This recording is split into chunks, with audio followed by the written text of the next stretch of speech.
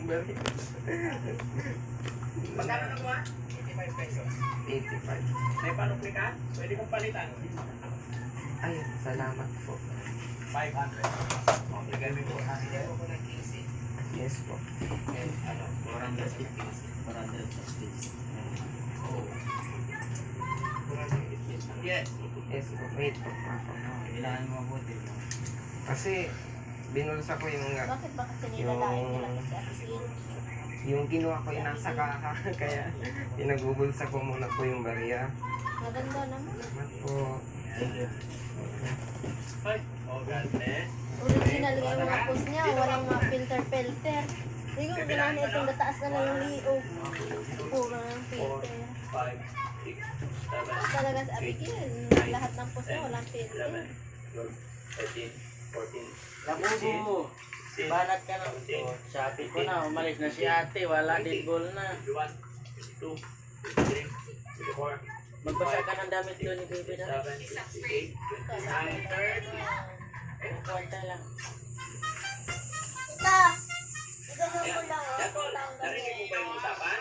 Yung sponsor natin, si Ma'am Arlene Abad, nagbigay po siya sa inyong pamilya ng 30,000 pesos para sa pamilya mo. No? O lahat kayo, walang pinanggit basta family. Kaya sana i-update nyo na lang sa inyong nanay, tatay. Biglang sila kapag nalaman nila. Bakit? Kasi nilalaman mo yan. Nasabi ko na po. Ay, nasabi mo. Na ano? Nilagay, magpapas na yan na sino.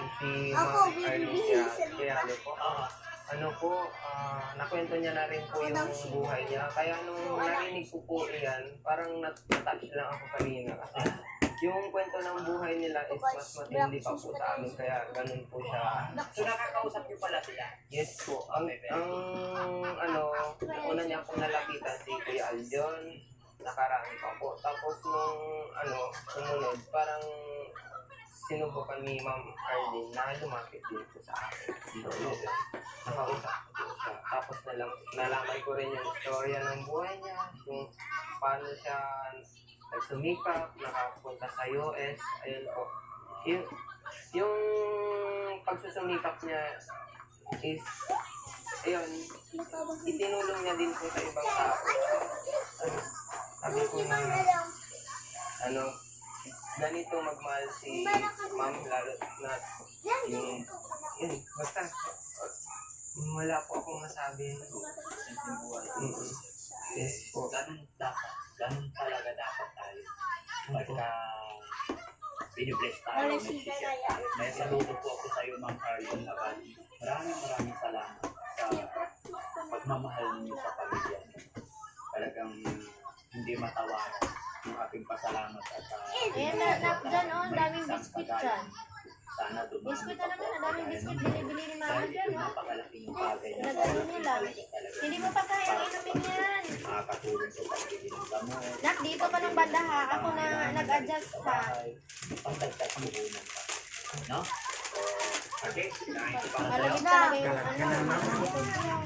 1, 2, 3, 4, 5, 6, Dito ba ba 7, 8, 9, 10, 11, 12, 13, 14, 15, 16, 17, 18, 19, 20, 21, 22, 23, 24, 25, 26, 27, 28, 29, 30, 1, 2, 3, 4, 5, May 6, tita pa dyan. May ibang biskuit binibili ko para hindi masawa. 11, 12, 13, 14, 15, 16, 17, 18, 19, 20, 21, Kuhin mo nga anak. 24, 25, Anak ba? 26, 27, 28, 29, 60, Sigawan. so equivalent 30,000 pesos. Okay? Tama? Tama po. Sabi mo kay Ma'am Arlene?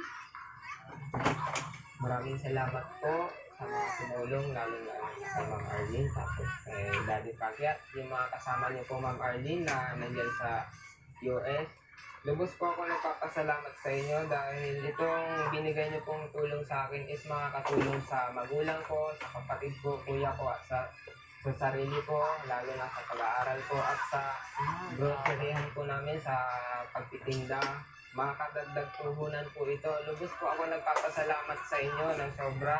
Walang sawang pasasalamat. Sana'y Guys, ininom na ako. pagpalain pa po kayo ng Panginoon at gabayan pa po kayo palagi sa inyong lalakaran. Sana'y itong binigay niyo pong tulong sa amin is balang araw ay makatulong din po sa iba. Yun lamang po. Maraming salamat.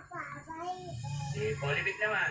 Yun na, ako din, sa nararamdaman ko, isipan ko, buong katawan ko, na lubusan din ako papasalamat sa simula ng day one kay Ano? si Christine na barangay tanod, sa asawa ni Kagawad Jennifer na may single na dahilan na nakapunta kay Daddy Frankie, nakalapit kay Daddy Frankie ng unang punta nila, hindi sila nag-success. Pangalang punta nila, nag-success silang si Daddy Frankie at ang team. At si Daddy Frankie din, kasama ang team niya. Ang mga sumusuporta kay Daddy Frankie na nag-abot ng tulong sa amin na dumada kay Daddy Frankie na pinagkakatiwala niyo kay Daddy Frankie is malaking bagay yun. Papasalamat ako sa lahat ng supporters ni Daddy Frankie, sumusubaybay kay Daddy Frankie sa amin. Lubos ako nagpapasalamat. Simula ng day one si Daddy Frankie, nung una, nakita niyo naman, hindi kami okay. Dahil sa nabuong paniniwala ko, nabuo sa pag-iisip ko, puso ko, buong katawan ko. Pero hindi sumuka si Daddy Frankie at nagpapasalamat ako. At ito, okay na po ako. Salamat sa inyong lahat, hindi kayo sumuko sa akin.